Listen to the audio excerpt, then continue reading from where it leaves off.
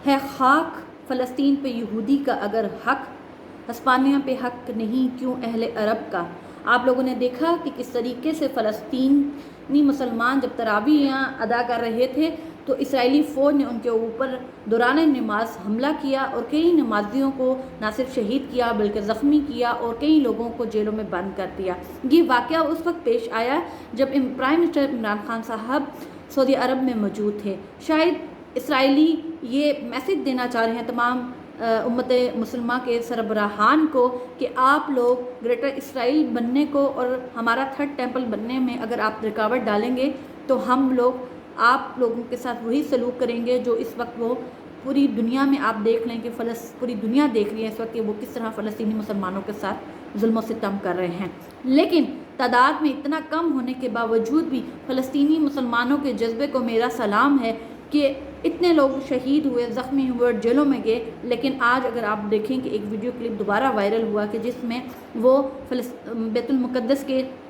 सहन में बैठे हुए हैं और वहाँ पे दुरूद व सलाम नबी करीम सल्लल्लाहु अलैहि वसल्लम पे पेश कर रहे हैं, क्योंकि वो शायद जान चुके हैं कि अहले अरब हमारी मदद को नहीं आएंगे, वो किबला अव्वल को बचाने के लिए नहीं आएंगे। लेकिन आज मैं यहाँ पे एक और बात कहना चाहती हूँ कि जैसे मेरे अल्लाह रब्बुल इज़्ज़त ने कसम खाई है कि वो खाना काबा और मक्का मुकरमा और मदीना शरीफ की हिफाजत करेंगे और अपने कुरान पाक की, अपने दीन इस्लाम की और नबी पाक सल्लल्लाहु अलैहि वसल्लम की इज़्ज़त और हुर्मत की हिफाजत करेंगे। लेकिन इसी तरह अगर आप देखें कि अल्लाह ताला ने बैतुल मुक़द्दस के बारे में ऐसी कोई बात नहीं की और ना ही हमारे पास कोई ऐसी मुस्तनद नबी करीम की अहदीस मौजूद हैं कि जिसमें उन्होंने कहा हो कि अल्लाह ताला ने कसम खाई है कि वो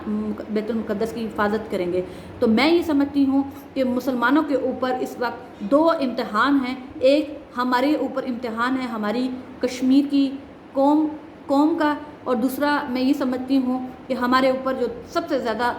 हर मुसलमान उम्मत के ऊपर, हर मुसलमान मुल्क के ऊपर ये इम्तहान है हमारे बैतुल मुक़द्दस का। याद रखिए कि वो हमारा किबला अव्वल है। और आज के दिन में एक और बात कहना चाहती हूँ कि नबी करीम सल्लल्लाहु अलैहि वसल्लम की इस मामले में मुस्तनद अहदीस है कि ग़ज़वा हिंद जो लड़ेगा वो उसके ऊपर जन्नत जो है वो वाजिब कर दी गई है। पहला गिरोह जो होगा वो हिंद की तरफ रुख करेगा और हिंद का ख़ात्मा करेगा और वहाँ पे दीन इस्लाम को फैलाया जाएगा। और दूसरा गिरोह जो होगा वो हज़रत ईसा इब्ने मरियम के साथ शामिल होगा और वही जो दूसरा गिरोह होगा वो उस वक्त थर्ड टेम्पल को ना सिर्फ ख़त्म करेगा बल्कि वहाँ पे दीन इस्लाम का झंडा गाड़ेगा और यहूद व नसारा और मुशरिकीन का ख़ात्मा करेगा। डॉक्टर इसरार ने इस मामले में बहुत ज़्यादा जो नबी करीम की मुस्तनद अहादीस है उनको कोट किया गया है। लेकिन मैं आज यहाँ पे एक और पैगाम देना चाहती हूँ कि हम मुसलमान बहैसियत मुसलमान इस वक्त हमारा क्या किरदार होना चाहिए कि हमारे आप जितने भी देख लें हमारे 57 मुल्क हैं, जब भी इसराइली फ़ौज मुसलमानों पे जुल्म करती है हमारी तरफ से सिर्फ और सिर्फ 2 या 3 मजम्मती स्टेटमेंट चले जाते हैं, लेकिन इसके अलावा हम लोग कुछ भी नहीं करते। मैं आप तमाम लोगों से कहना चाहती हूँ कि अमलन आप लोग दिल से बुरा कहें, ज़ुबान से बुरा कहें और याद रखिएगा वक्त आने पे अल्लाह ताला आपसे ये काम ज़रूर लेगा और उसकी तैयारी करें। ये हम मुसलमानों के ऊपर एक इम्तिहान है और आने वाला वक्त ऐसा है कि हमें ना सिर्फ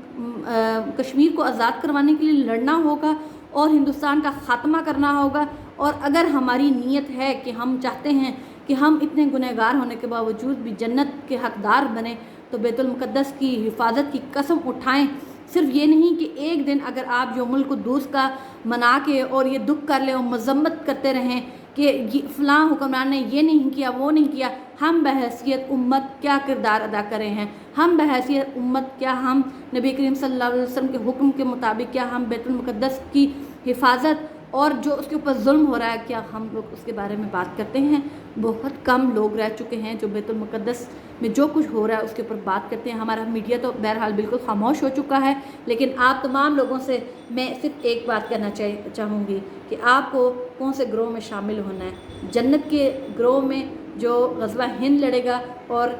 हज़रत ईसा इब्ने मरियम के साथ शामिल होकर जन्नत का वारिस बनेगा। तो आए आज मिल के हम सब के सब बैतुल मुक़द्दस की हिफाजत की कसम उठाते हैं کیونکہ اس وقت جو فلسطین میں موجود مسلمان ہیں وہ تعداد میں کم ہیں، لیکن یاد رکھیے گا وہاں پہ ایک چھوٹا سا بچہ جس کے ہاتھ میں پتھر اٹھایا تھا وہ کہتا تھا کہ میرے فلسطین یعنی کہ بیت المقدس کا تم کچھ نہیں کر سکتے، کیونکہ میرے ملک پاکستان کے پاس ایک ایٹم بم ہے جو تمہیں اڑا کے رکھ دے گا۔ آئیں ہم لوگ بیت المقدس کی حفاظت کی قسم اٹھائیں۔